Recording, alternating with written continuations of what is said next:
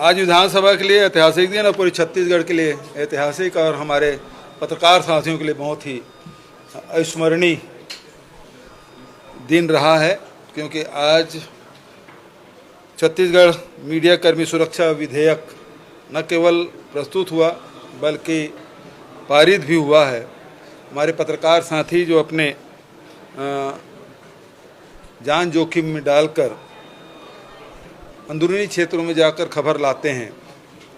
बहुत सारे ऐसे लेख भी लिखते हैं जिससे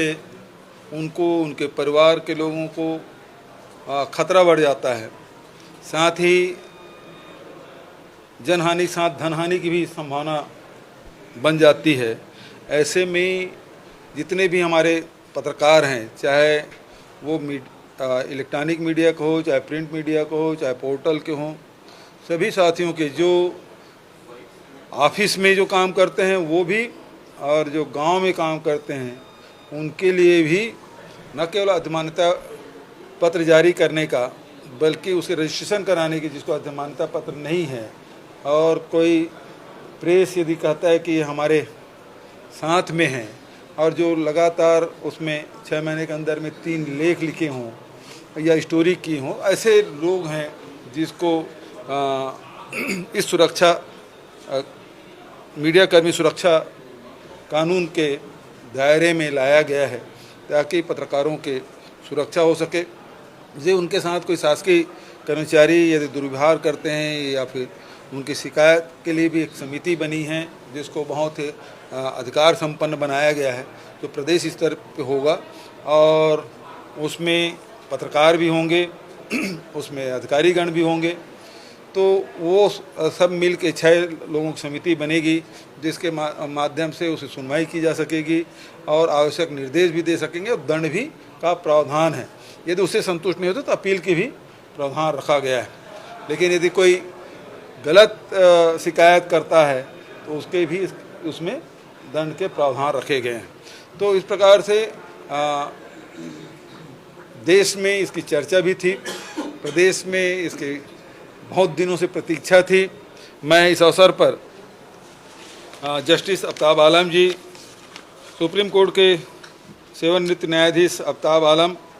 जी की अध्यक्षता में एक प्रारूप समिति बनी थी जिसके सदस्य न्यायमूर्ति सेवानिवृत्त श्रीमती अंजना प्रकाश जी, उच्चतम न्यायालय के वरिष्ठ अधिवक्ता श्री राजू रामचंद्रन जी, वरिष्ठ पत्रकार आज हमारे बीच में नहीं हैं ललित सुरजन जी, श्री प्रकाश दुबे जी, मेरे सलाहकार रुचिर गर्ग जी, महाधिवक्ता विधि विभाग के प्रमुख सचिव, पुलिस महानिदेशक,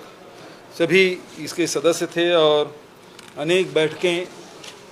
राज्य में और दिल्ली में करके विभिन्न संगठनों से चर्चा करके इसका प्रारूप बनाया गया और उसके बाद इसके प्रारूप को विभाग को सौंपा गया। विभाग ने लंबे विचार विमर्श करके इसको विधेयक के रूप में विधेयक के रूप दिया गया और इसे राज्यपाल से अनुमति लेकर विधानसभा में प्रस्तुत किया गया और आज वो पारित हुआ है। लेकिन दुर्भाग्य ये है कि विपक्ष इसके लिए सहमति तो दिए लेकिन इसमें चर्चा में भाग नहीं लिए। किन कारणों से नहीं लिए वो अलग बात है, लेकिन कुल मिला के जो उनकी मंशा थी, अजय चंद्राकर जी बोलने खड़े भी हो गए लेकिन बाद में उसके साथियों ने बिठा भी दिया।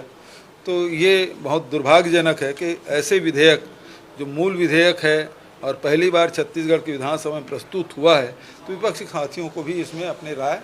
रखनी थी, जो नहीं हुआ। ये बेहद दुर्भाग्यजनक है। हालांकि सर्वोन्नति से इस विधेयक को पारित किया गया।